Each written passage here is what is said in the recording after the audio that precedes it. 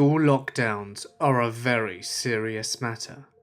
Within minutes, people's lives can be changed forever or ended altogether. This is a very dark video, and certainly not for the faint of heart. Proceed with caution, as viewer discretion is strongly advised. But with that being said, it's time to get comfortable and let the darkness take control. Number 1. A few years back, I went to a fairly small school in the Midwest/Great Lakes area. I started my day pretty much like usual. I went to the cafeteria and got a muffin, unknowingly walking right by the table of the shooting. I was running a bit late, so the bell had rung a while before I'd even left the cafeteria. I made it about halfway to class, when I heard a couple of loud pops and some screams and stuff. I headed back towards the cafeteria, thinking someone had set off a firecracker. I made it pretty close before I noticed that people were still running and screaming. I was in a hallway that formed a T intersection with the hallway that led to the cafeteria. I was maybe 20 feet away when I saw a kid I knew go running past the end of the hallway, chased by the gunman. He got shot, got up, and kept running. The gunman shot again a few times, but by then I was sprinting back to my AP history class. The kid I saw survived, but he will never walk again. 3 other kids died from an execution-style gunshot to the back of the head. I later learned that I had actually walked by the table about a minute before. I made it back to my classroom just when the PA system announced the lockdown. I told the teacher what happened.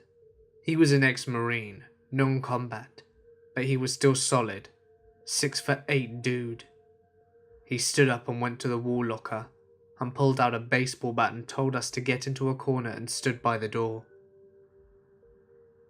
The teachers were honestly amazing that day. In addition to my story, one of the teachers likely saved the running kid's life. We'll call him Wayne from now on.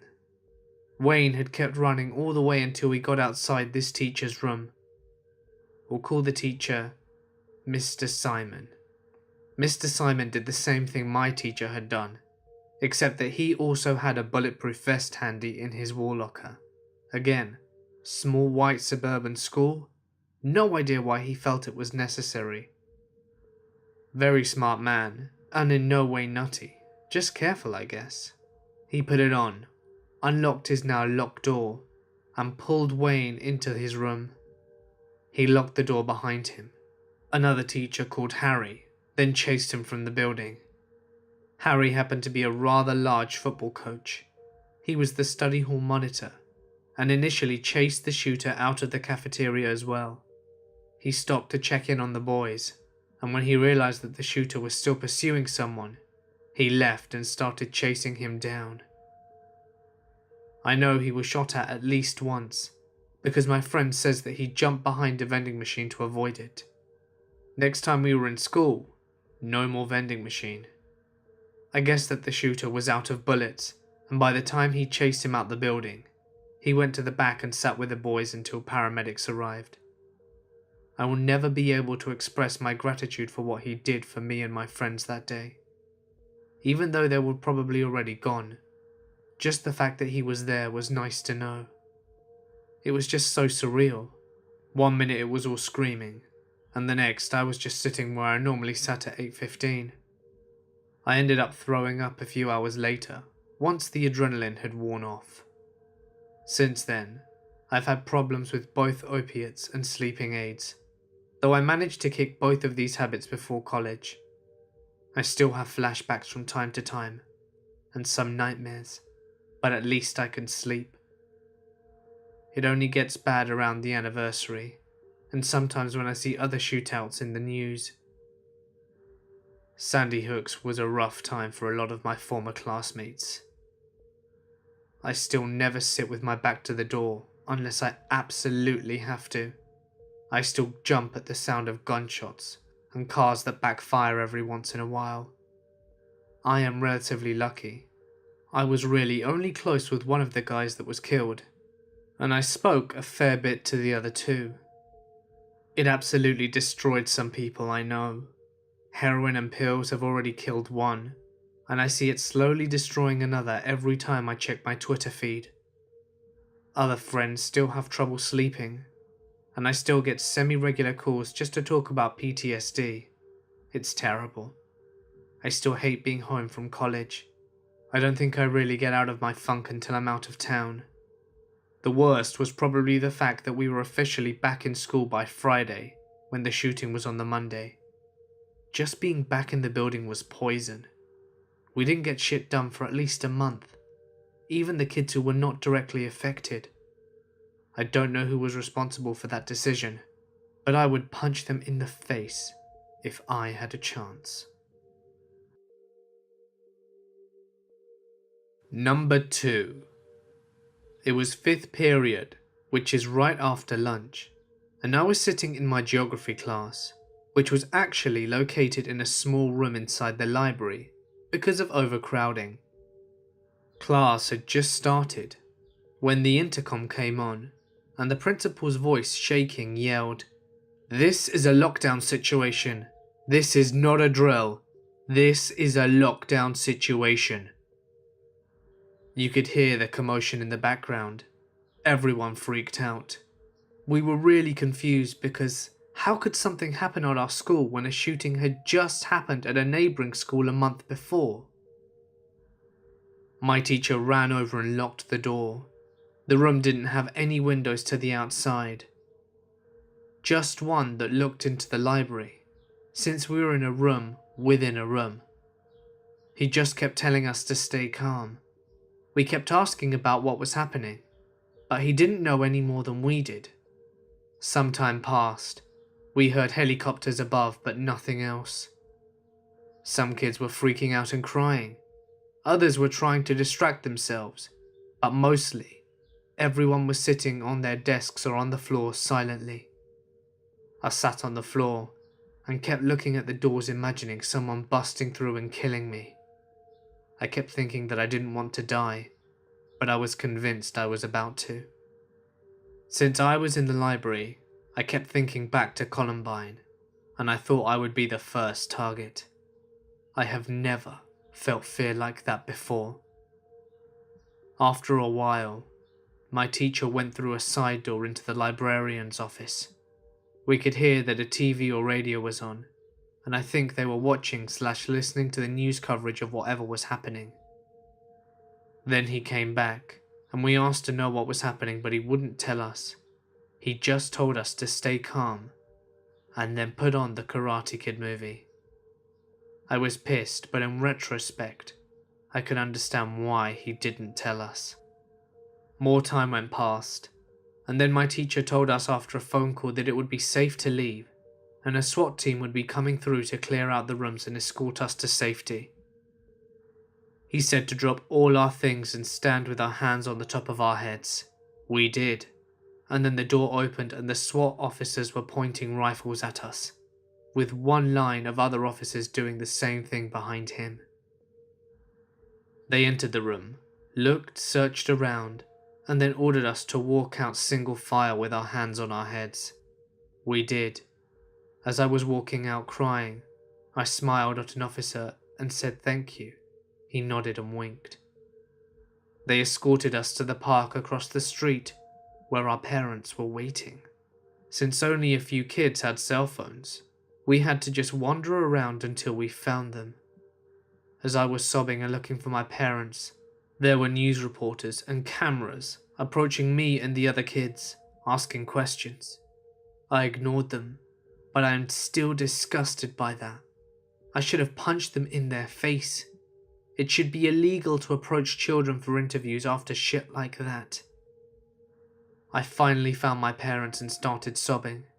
We hugged, and they explained what had happened as they drove me home, as they're both cops. It turned out that a kid had brought in a shotgun and shot at the administration office window and at students and teachers around it. Luckily, there was a police officer on campus at the time, because of the shooting at the other school a few weeks ago. He immediately confronted the shooter and shot him in the face and buttocks, and then he was taken into custody. I believe it all happened in the span of a few minutes.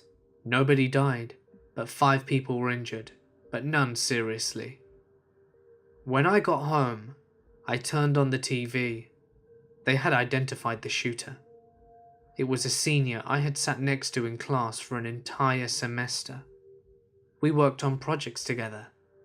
He was definitely an outcast, and I thought he was kind of weird, but I didn't think he would do something like that. I talked to him a fair amount in class. He did get really angry very quickly over small things, like if he did badly on a test or something.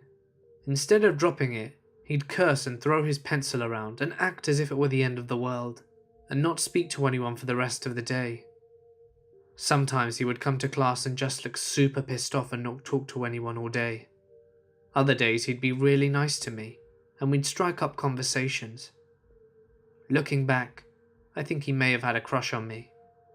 I remember one time correcting his test and signed my name at the bottom.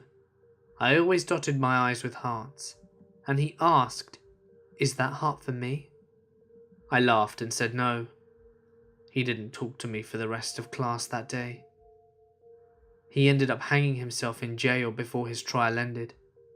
It came out that he had been abused his whole life and had just been rejected from the military before he did the shooting. I had nightmares for years about him killing himself. I cried about it sometimes. I always wondered if there was something that I could have said or done to stop him from doing what he did. I also wondered if he would have come to my class, if he would have shot me or spared me.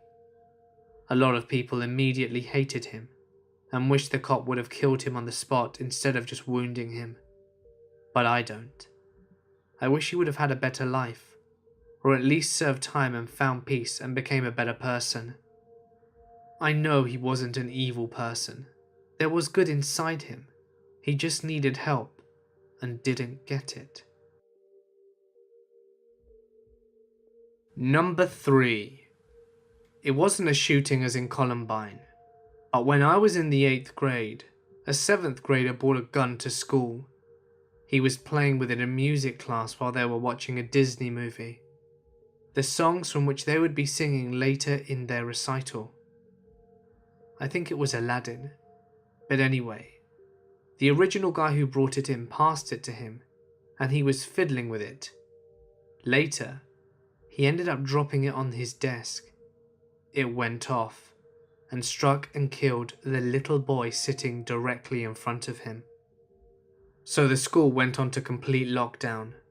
I, as I said, was in 8th grade and was in algebra on the other side of the school, so no one knew what the hell was going on because we didn't hear the gun go off. In hindsight, it was awful because we just used the sudden absence of our teachers to piss around. I knew we had no way of knowing, but this little boy just died and we were throwing paper footballs at each other. So for a couple of hours we just sat in this room. Our teacher, who was normally this super chill, mild-mannered guy, had been all, "No one leaves this room or there will be hell to pay," or something like that. So we didn't. I didn't think we even left to use the bathroom. There was one kid who was coming back from a dentist appointment. I don't envy him. The sight of all the police and the tape and the ambulance. I'm sure there was a lot of palpable horror going on. He was not allowed back in school that day. The families of the shooter and the victims were close, and I believe they were even neighbours. A lot of us went to his funeral. He was so tiny. It was heartbreaking. Number 4. The shooting at my high school was an isolated incident, so I never felt scared. I was honestly more surprised it happened at all. It was one of those things that could have happened anywhere, and no one would have given it a second thought. but because it happened in our parking lot, it made CNN. I went to a high school in a very safe and small town. They called a Code Red, set to start after the first lunch period and before the second. Some of the kids in my class freaked out, since they had never been in school during a Code Red before. My teacher and I calmed everyone down, saying it was probably a medical emergency, and they needed the hallways clears for EMTs. We even joked that it couldn't be a shooter, because what kind of shooter gives a 10-minute warning? So time passes, and they finally give us information. Turns out there was a shooting. A girl who had just started attending our high school, after transferring from an alternative high school, met her ex-boyfriend in the parking lot. He just said he was going to give her some of her things back, when he reaches into his backpack and grabs a gun and shoots her 4 times. Her mother immediately drives the car between the two of them, and he kills himself. There were a lot of people who looked scared and went home. I looked at my little sister and said that we were staying because there was no danger for us. She said okay.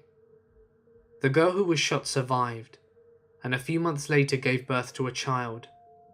At the time of the incident, the shooter's parents had left him alone for a few days, and he had stopped taking his behavioral medication.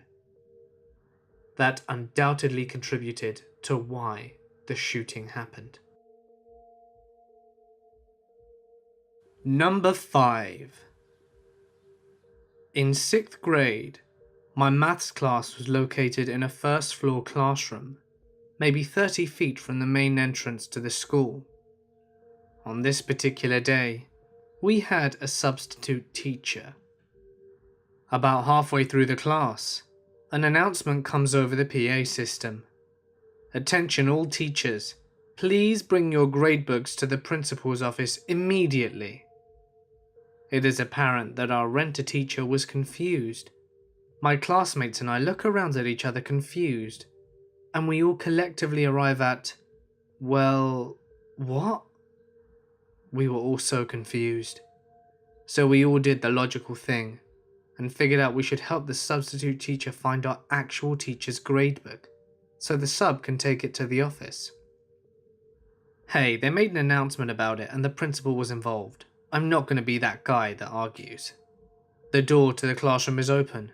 No one is being quiet, and about half our class is standing, milling around in full view of the first floor windows that look onto our town's one major road.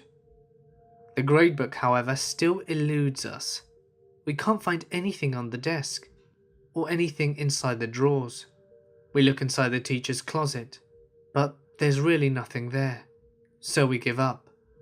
The substitute, now frazzled, and by our estimation late for her date with the principal, grabs the planner and her notes from the day and leaves the room, heading towards the office on the other side of the hall. We are a loud buzzing mass of 6th graders in the open-doored classroom closest to the main entrance of the building, and we are now lacking in supervision. At the time the buzzer sounds, all the periods end. We're still confused. Should we leave? I peek out into the hallway and notice that no other classes have been dismissed yet. And then I see her. Our substitute, replete with old lady printed dress, thick trimmed glasses and heels, is positively galloping down the hall towards the room, waving at me frantically to get back inside. Something, it seems, is amiss. Red-faced and panting, having dropped her planner somewhere in the 100-yard dash, she gets back into the room and slams the door shut. With all semblance of secrecy long blown, Substitute Bot 9000 just says, "There is a suspected murderer somewhere within the mile radius of the school. Get away from the windows, we're turning off the lights, all be quiet. This is not a drill." We oblige. An hour of tense and awkward silence later, we're given the all clear. The guy had been picked up by local police and we were out of danger. Needless to say, the lockdown code was revised after that particular incident. Number 6. When I was a junior in '98, I was in the office applications class when the school went on lockdown. We didn't know at first what had happened. I remember someone coming to the door and motioning for my teacher to come speak with him. After a few moments of hushed discussion, the man left and my teacher shut and locked the door. She went to the front of the class and in a very somber voice she explained to us that we were going to be staying in the class until the end of the day, and maybe even longer, if the police wanted us to stay put. We asked her what was wrong, and she got choked up and made a weird sound, a cross between a sob and a cough. She told us with tears in her eyes that a boy named Nick Creason had been shot outside, and that it didn't look like he was going to make it. A few girls in the back of the class began gasping, and some of them started crying. One of their friends was a girl named Tanya, who was Nick's girlfriend at the time. They all knew each other. Apparently Nick had been falling out with this other guy, Jacob Davis, over Tanya's affections. Jacob had gotten angry that she was seeing this other guy after dumping him, so he confronted him about it in the parking lot. He shot him there with a rifle, and Nick died in hospital. 3 lives were ruined that day. Nick's, which was forever lost, Tanya's, who was never the same again after that, and Jacob, who is now serving life in prison, not to mention the family of the 3 of them. All of that over a girl. Even when I was a know-nothing kid of a girl in high school, I knew that no boyfriend or girlfriend was ever worth committing murder for. But I'd never had to walk in anyone else's shoes, so I don't know what goes on in the minds of those angry people. I just wish it had never happened. It was right after Columbine, and it put our sleepy town school on the map and in the public eye. It's selfish and strange of me, but I'm glad I didn't personally know any of the people involved. It was easier to deal with by distancing myself from it. It made it seem less real. Number 7. I was in my American history class at the time when the shooting happened. The shooting took place in the main office of the school, and my class was to the far left of the school. It was during lunch hour, but my class had already came back off lunch. At the time of the shooting, I had earbuds in, because we were working on a project for class. My friend bumped me, and told me that we were in code red, and we had to do the procedural stuff. Lights off, no one in sight of the windows or the door, and everyone sitting on the ground. No one talking and no cell phones. The no talking rule always gets broken, because people always want to hear about what the other people think is going on. The year of the shooting I was a freshman. The shooter was a senior, and had been suspended due to doing donuts in the parking lot. He left school, did some K2, and came back with his father's loaded handgun and shot the vice principal and the principal. The principal survived, but the vice principal did not. The student left the building and drove somewhere, parked, and took his own life. Sad thing was that the vice principal had a son that taught at our school. I didn't have him as a teacher, but he took a few weeks off after the shooting. And all the while I was working on my American history project, not knowing what happened until someone announced on the intercom what had happened. After a couple of hours of being in code red, police started to escort classrooms outside the building. Rough next couple of days for some time. Number 8. I went to an inner city school, and for us, lockdowns were a regular thing. They happened several times per year, but they were never serious, except one. It was my junior year, and at the end of the previous school day, a text started spreading around the school. It read something to the effect of, "High school students, be careful. Tomorrow is going to get interesting. The Blue Rules gang are going to spray." I didn't think much of it, even though it was a fairly odd happening. Apparently overnight the message spread to some members of the school administrators. I arrived at school the next day, and there was a palpable tension in the air. I went into my first class as usual, and on my way through, I noticed a few more police officers than I was used to. I arrived to my first class of the day, and the school bell rang. Our teacher began class by alerting us all to the fact that the text message had been copied into a school email and spread to all the teachers and faculty, and that there was a large police presence at and around the school. One kid asked how big it was. The teacher then informed us that there were officers forming a tight perimeter around the school, and that there was an entire SWAT team split between the roof and the lower levels. My first class ended with nothing happening, and I made my way to my second. About 20 to 25 minutes into class, a voice came over the intercom. "Students, listen carefully. The red folder made it back to the front office. Thank you so much for participating." The students and teachers sprang into action. At my school, if something was going wrong in the area and we were on lockdown, the folder was yellow. If the trouble is in the immediate area or on the school grounds, the folder was red. If the problem was in the building, the folder was black.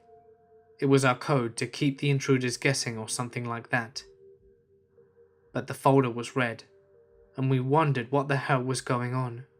We all gathered in the corner of a dark room on the same side as the door to make sure that we could hardly be seen. People were frantically looking at their smartphones to see if there were any news updates, which of course there were not. We were stuck there for about 2.5 hours, whilst the police had a standoff with the gang members who had showed up at the school. They were all arrested, and then everyone was released. We are so lucky that nothing serious happened, and that we were warned beforehand. Number 9.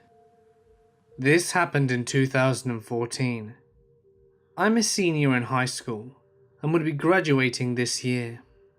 I remember feeling dreadful and not wanting to go to school because somehow I knew something bad was going to happen. After arguing with myself to whether or not go to school, I texted my friends and decided to tell my mum that I wouldn't be going today, as we'd only be watching movies at school and eat free food given out by the teachers. I convinced her and went to sleep. 2 of my friends also told me that they would not be going. Then I received a text from my dad and friends that came from the school, saying, "The school is on lockdown. All students and staff are to remain inside class. The police are on their way." A student was allegedly threatening all staff with a weapon in his hand. It's not uncommon for our school to go into lockdown. It's happened twice in the last 5 years. At first, my school wasn't as bad as it is right now. We had student council, and we looked up to them to regulate school rules, and always are the ones to stop fights or anything that will harm the students.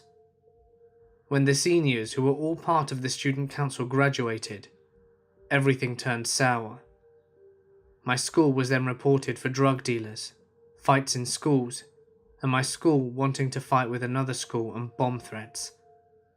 I can recall events where police were escorting a student a year below mine. So this wasn't anything that was surprising, except for the last bit. I read it again to make sure I was reading it right, and I was. The next day, my friends who were at school told me what happened. Apparently, a guy who's 6 foot tall went on a rampage with a teacher because she told him that he would not be graduating as he hadn't done enough work this year. The creepy thing though was that he was in the same year as me. I often used to see him at school, and he looked harmless. He broke the school's window in the 700 block, went to the cooking class and grabbed a kitchen knife as a weapon, threatened everyone that he was about to kill them. They called the police and made the students go to their class and remain in class until the police got to the school. Fortunately, there were brave students that knew how to defend themselves and decided to imprison the student into a closet slightly taller than the student. Someone managed to kick the knife out of his hand and pushed him into a closet and locked it until the police arrived. I don't know what happened after that. There were rumours that he was put in jail, suspended, expelled, or went to another school. It was a good thing that I wasn't there. Many times my instinct has saved me from danger, and this is one of those times that I am grateful. Number 10. Back when I was in first year, I was sitting in maths class, third last period of the day. About 15 minutes into the class though, bang! We were jolted out of our maths-induced comas by the sound. The classroom was situated on the top of an old staircase, which amplified the sound, which also happened to have emanated just from the bottom of the staircase in an adjoining hallway. The teacher told us to stay in our seats and walk to the next class to find out where this aforementioned bang had originated from. It was then announced over the intercom that all students were to remain in their class for the rest of the day. We spent the rest of the day up there, doing our homework and speculating what the hell the sound had been. When the end of the day came, we were escorted by buses. Usually we could walk down unattended on this long detour round the school, whereas we usually would have made the journey in about 30 seconds. This one took 2 minutes. First sign of trouble was seeing 3 marked police cars at the front of the school. Second sign was seeing 2 officers with MP5 submachine guns standing by one of the main student entrances. The third and final, and most damning sign of trouble, was the fact that of the 4 large plain glass windows to some of the front-facing classrooms, 2 had been completely shattered inwards. On the bus home, further speculation suggested it had been a bomb. Others said it was a massive firework of some kind. Some of my friends had been closer to the source of the explosion and said that one of the teachers had a breakdown later on. The next day, the window had been repaired, but an area of the school was still damaged. There had been lockers beside a small set of stairs and double doors in front of the steps. The doors were splintered, and the lockers no longer there.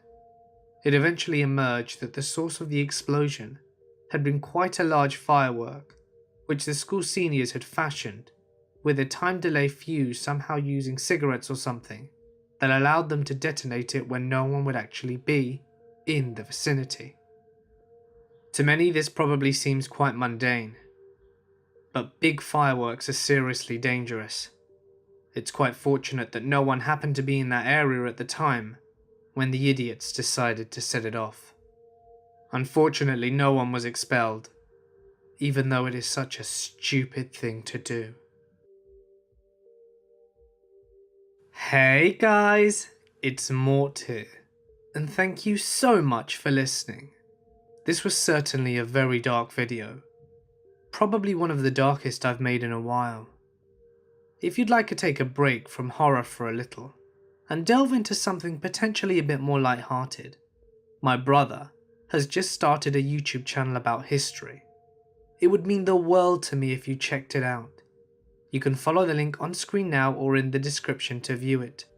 And remember to smash that like button and let me know what you thought in the comments section below, and subscribe before you head on over. But anyway, for now guys, I'm going to sign off. Stay awesome, and I'll see you in the next one.